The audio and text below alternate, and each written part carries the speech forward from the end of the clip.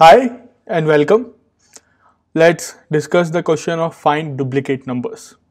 So, what the question says is you will be given an array, fine, and this array will contain the numbers from the range 1 to n, where n is the size of the array, fine.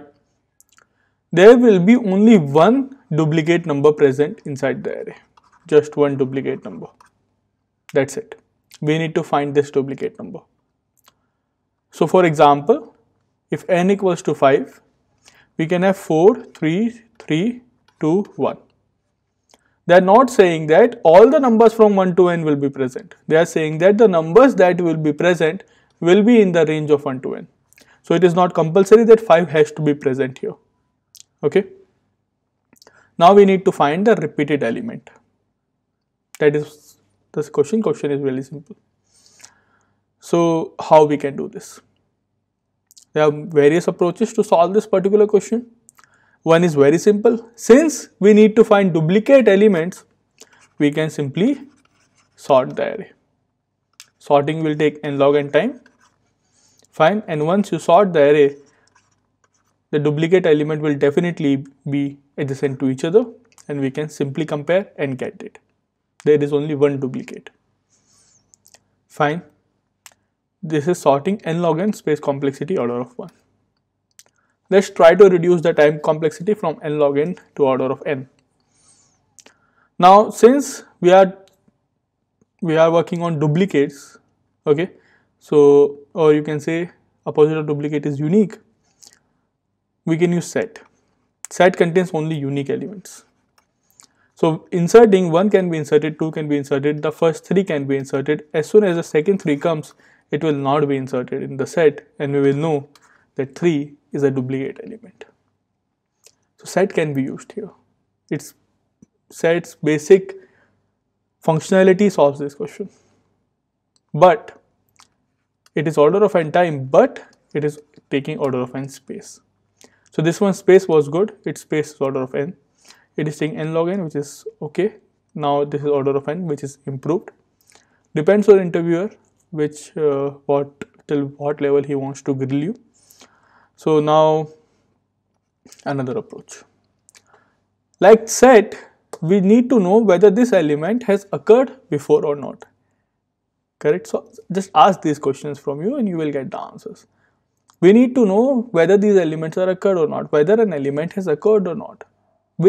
What we can use, which DS we can use. We can use hash maps like sets. Correct? 4 is occurring, so 4 is true. 2 is occurring, 2 is true. 1 is occurring, 1 is true. 3 is occurring, 3 is true. 3 is coming again, but 3 is already true. So that means 3 is my repeated element. The same example which we have taken. Again, order of n time, order of n space. So set is also same, hash map is also same. But what we can do is, now let's see how we can reduce the space to order of 1. Till now we have not used the property that only the elements 1 to n will be present. If you are saying only the elements 1 to n can be present, we actually do not need to use an extra hash map for it. Our array elements index can work as maps. Our array elements can work as indexes. This we have seen in one question also. So some other question. So if you have something like this, 4, 2, 3, 1, 3, fine, 0, 1, 2, 3, 4, or we can say let's take it a 1 base indexing to make it a little bit clearer. Okay, you can change it to 0 base indexing depending on the question. So what we can do is 4 is coming. So to indicate that 4 is coming, we will go to index 4 and we will change its value to -1, so to negative. Whatever its value is, we will make it negative. So now since index 4 is negative, that means element 4 is present in the array. Just understand this. 2, so go to index 2 and change the value to negative. 3, go to index 3 and change the value to negative. 1, take absolute value while doing this. 1, so 1 will become, index 1 element will become minus. So we will go to index 5 with element 3, we go to element 3 and we see this element is already negative. So since we found an element which is already negative, so that means 3 is repeating it, that means this index is my answer. Fine.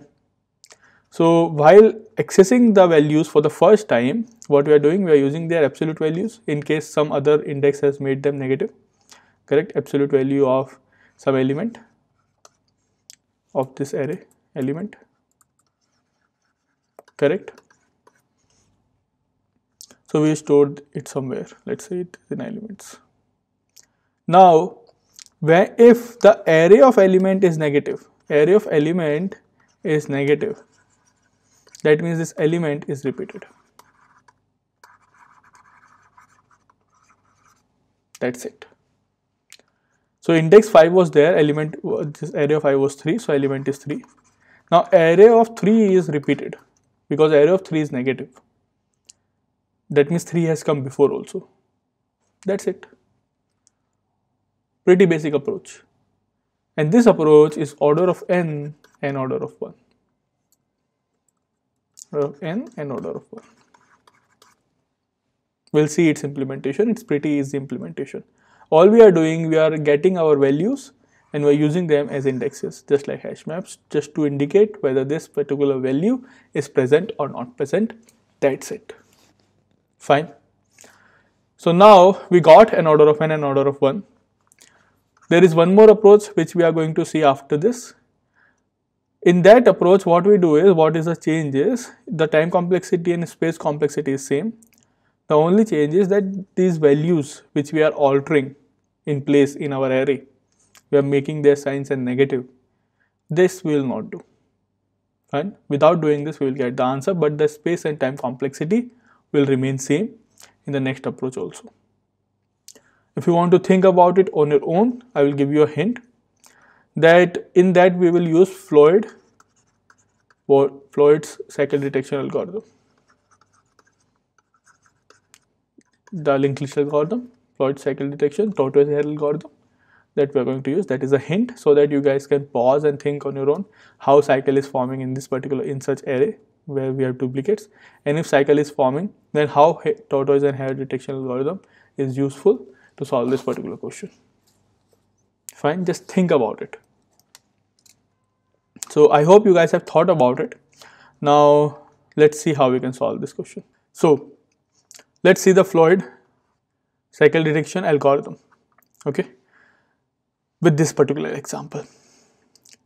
So what we are saying is there's cycle forming. Now how there is a cycle forming?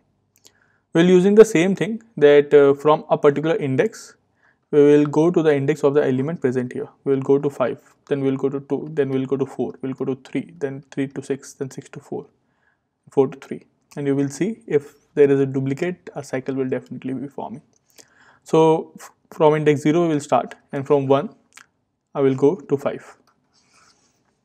Fine. So now from index 1 we go to index 1 where we have element 5.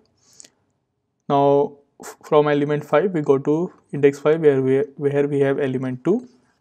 Now we go to index 2 where the element is 4. Then 4 we go to index 4 where the element is 3. 3 we go to 6 where the element is 6. And now 6 we go to 4 again. There is a cycle. So it is simple that array of I, correct, the next position. I have drawn it like a linked list so that it becomes clearer to you why we are using, say, the cycle detection algorithm. The starting point of the cycle detection algorithm will tell us the repeated elements, the starting point of the cycle. And for that, tortoise hare we are going to use. Fine. So what are tortoise and hare, or fast and slow pointer? So what is the difference between fast and slow is, for one step of slow, fast takes 2 steps. So it is twice as fast as slow. Fine. So if we are here, let me just draw a bigger cycle to make this point clear.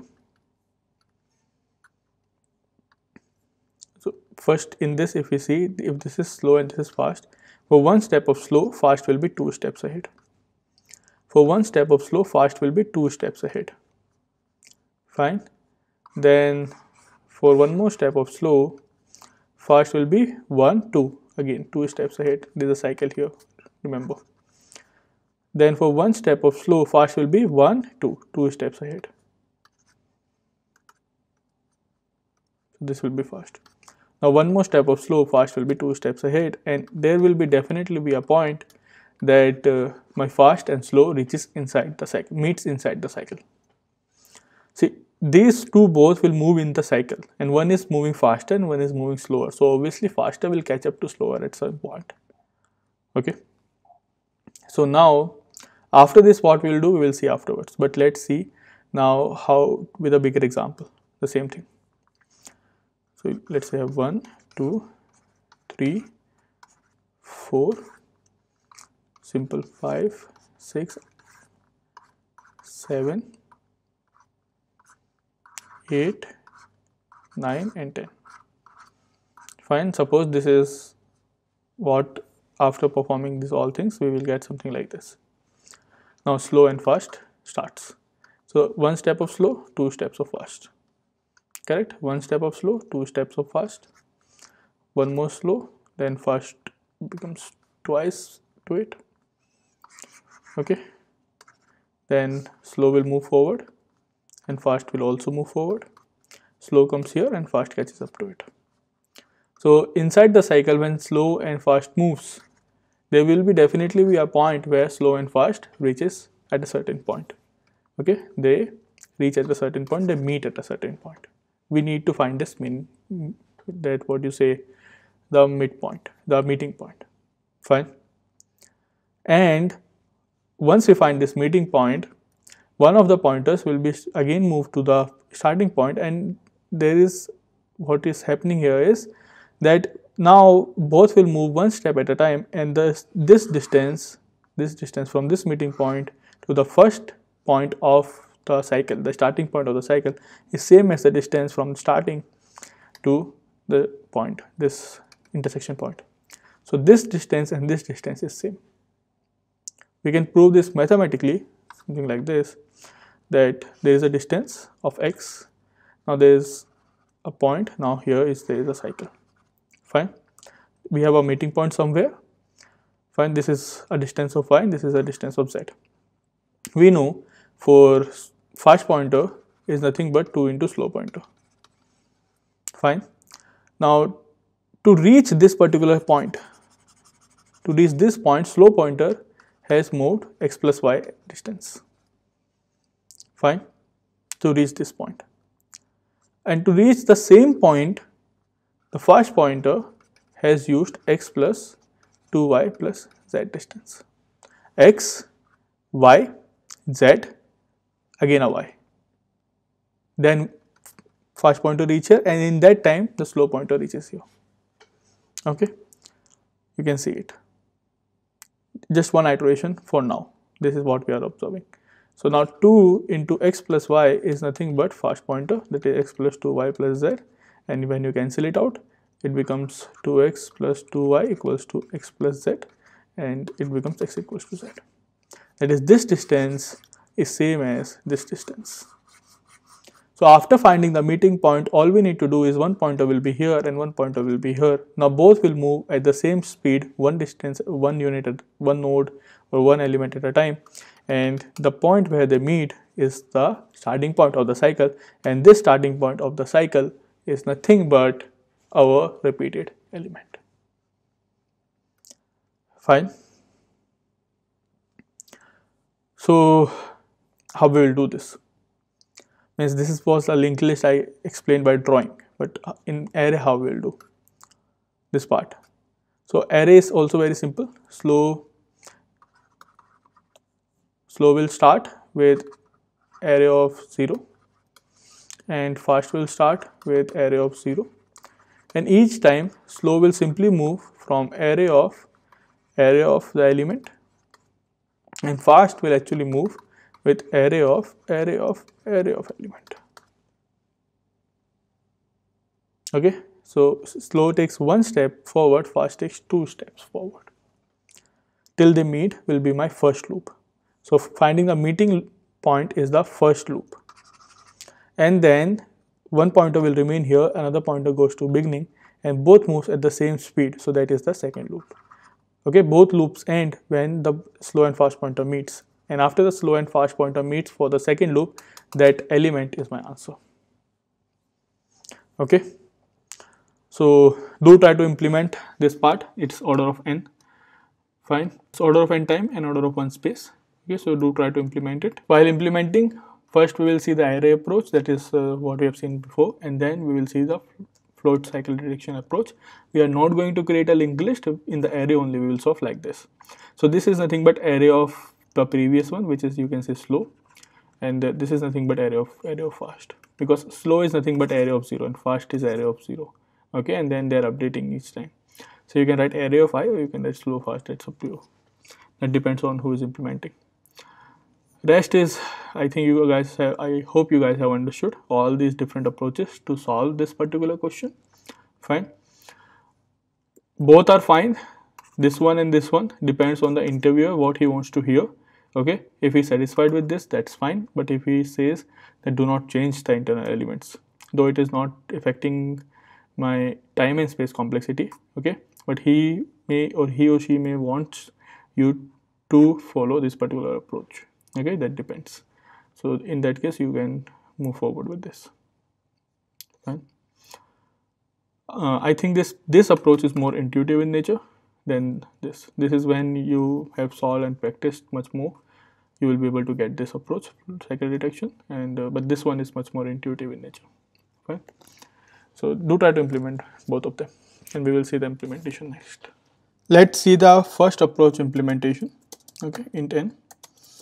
Just take the required inputs. We will be creating one index array, okay, instead of a 0 index array, and less than equal to n, I plus plus. So the input is done. Now all we need to do is simply run a loop, I equals to 1, I less than equal to n, I plus plus, int element equals to absolute value of array of I. Fine. Now if this particular value, if this element, if the array at this element, the element is used as an index now, is less than 0, that means it has occurred before, we can simply print this particular element and break the loop, break it. Fine. If this is not the case, then array of element will be simply changed to negative, -1 into array of element. That's it. That's it. It's done.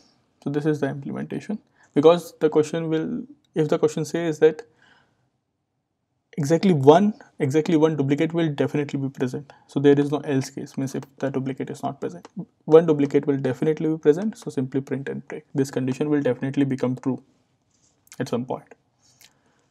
So let's run this particular loop, this code. So here let's have a test case 4 3 2 3 1. So 3 is my repeated element, and if we go like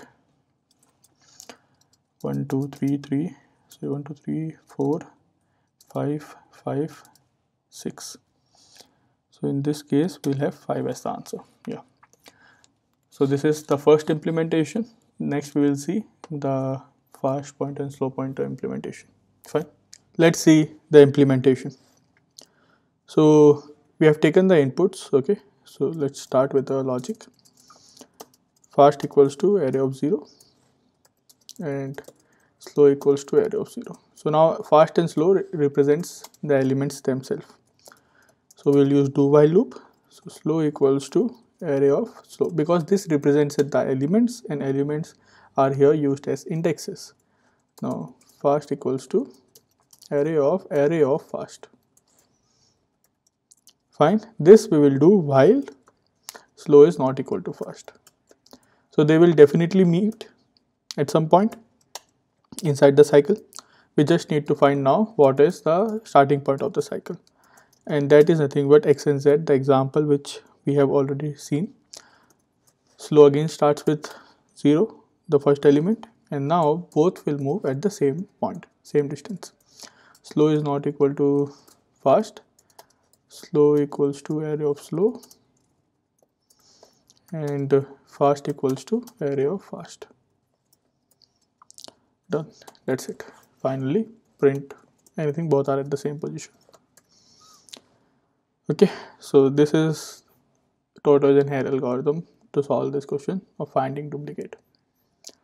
Fine. So if I have an example like